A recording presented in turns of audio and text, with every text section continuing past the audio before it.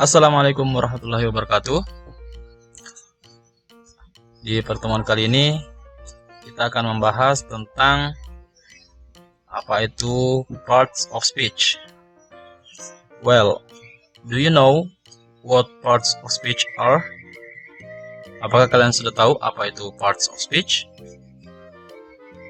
Kalau begitu mari kita lanjutkan. Nah, ini dia parts of speech, yaitu klasifikasi kata ya. Jadi di sini disebutkan bahwa parts of speech itu adalah klasifikasi kata yang dikategorikan berdasarkan peran dan fungsinya dalam struktur kalimat sebuah bahasa. Jadi di sini dia berperan dan berfungsi pada sebuah struktur kalimat.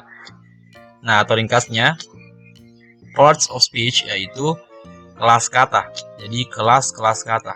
Jadi di sini semua kata apa saja itu, baik itu bahasa Indonesia maupun bahasa Inggris, pasti tergolong ke dalam kelas ini, dari parts of speech ini.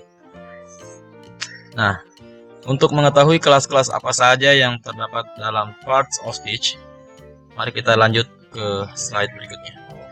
There are 8 types. Jadi ada 8 jenis parts of speech atau kelas dari parts of speech ini. The first one is noun. Noun itu adalah kata benda. The next one is verb. Verb itu adalah kata kerja. And then adjective. Adjective itu adalah kata sifat. Next is adverb. Adverb itu adalah keterangan atau kata keterangan. And then ada pronoun. Pronoun itu adalah kata ganti. The next one is preposition. Preposition itu dia adalah kata depan. Kemudian ada conjunction. Conjunction itu adalah kata hubung atau kata sambung. Ya, penghubung. The last one is interjection. Interjection itu adalah kata seru. Oke, mari kita masuk ke noun. Noun atau kata benda. Jadi noun ini adalah kata yang merujuk kepada manusia, hewan, ataupun benda-benda. Di sini noun itu dibagi menjadi 2 berdasarkan bentuk ataupun sifatnya. Jadi ada yang namanya countable noun. Countable noun itu adalah benda yang dapat dihitung. Selanjutnya ada uncountable noun. Countable noun itu artinya benda yang sulit atau bahkan tidak dapat dihitung, hanya dapat diukur. Apa contohnya? Mari kita lihat.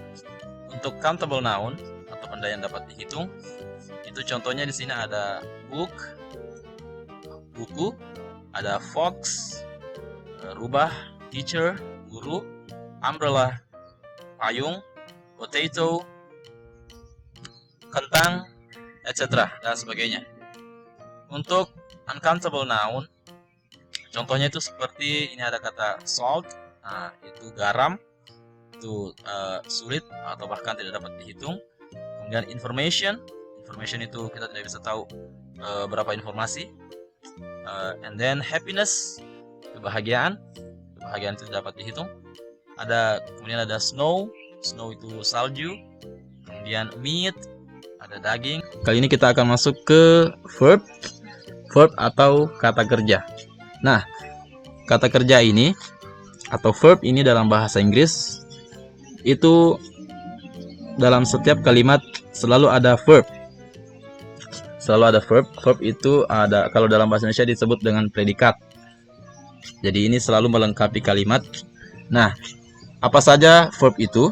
Verb itu ternyata terbagi menjadi 2. Ada yang namanya ordinary verb atau to do. Kemudian ada namanya auxiliary verb atau to be. Ordinary verb itu ada yang disebut dengan action verb. Jadi action verb itu adalah segala sesuatu yang dilakukan oleh orang ataukah oleh benda, itu namanya action verb. Jadi itu namanya ordinary verb. Berbeda dengan auxiliary verb. Auxiliary verb itu adalah kata kerja yang hanya menjelaskan benda, yang hanya menjelaskan subjek. Subjek ini tidak melakukan apa-apa, hanya saja auxiliary verb itu menjelaskan subjek. Mari kita lihat contohnya. Ordinary verb itu di sini atau to do, contohnya ada beberapa. Di sini ada draw, forgive. Draw itu artinya menggambar, forgive artinya memaafkan, smile tersenyum, study belajar, help membantu, speak berbicara, watch menonton. Selanjutnya ada auxiliary verb. Di sini ada kata is, are, was, were, dan been. Mari kita lihat penggunaannya dalam kalimat. Di sini ada contohnya. Oke, yang pertama adalah we draw a line at the edge of the page. Ya, artinya kami menggambar. Ya, berarti di sini melakukan sesuatu. Kami menggambar garis di ujung halaman atau di tepi halaman. The next one is she can study with the children. She can study with the children. Verbnya adalah study, can study. Kemudian di sini ada subjeknya she, berarti dia perempuan dapat belajar dengan anak-anak. Kemudian ini contoh dari auxiliary verb, they are my bestie. Ini artinya bahwa mereka adalah teman baik saya. Jadi dia hanya menjelaskan, walaupun tidak melakukan sesuatu, tapi dia hanya menjelaskan bahwa mereka adalah teman baik saya. Jadi are itu tetap disebut dengan verb. Selanjutnya kita masuk ke adjektif. Adjektif atau kata sifat. Jadi adjektif itu adalah kata yang menjelaskan sebuah benda. Jadi yang menjelaskan sebuah benda, jadi memberikan sifatnya. Bisa saja ini orang, bisa saja benda, bisa saja sebuah keadaan. Ya. Mari kita lihat. Di sini ada contoh kata sifat, ada kata smart. Smart itu artinya pintar. Berarti pintar ini berarti menjelaskan ke benda, misalkan orang, ya. Jadi ini lebih kepada orang. Dia pintar. Itu namanya menjelaskan. Kemudian ada kata large. Large itu artinya luas. Jadi large itu artinya luas. Ini bisa menjelaskan sebuah lahan atau mungkin sebuah rumah. Kemudian ada kata blue. Blue ini warna. Ini kepada benda juga. Selanjutnya ada kata busy. Kemudian interested. Biasanya akhiran ed itu juga adjektif. Kemudian ada historical. Historical ada akhiran cal, itu juga adjektif.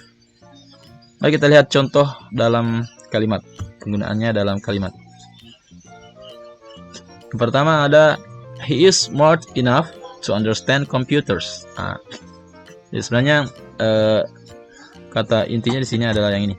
He is smart. Ini hanya menjelaskan saja di belakang. Jadi smart ini menjelaskan tentang he. Okay. The last one is the kids are busy with their toys. The kids are busy. Busy, sibuk. Ini menjelaskan the kids. Ini menjelaskan the kids. Kenapa the kids-nya? Kenapa anak-anaknya? Anak-anak itu busy, artinya sedang sibuk. Adapun di belakang ini keterangan with their toys, ini menjelaskan busy-nya itu busy kenapa? Jadi busy-nya ternyata sibuk dengan mainannya. Oke,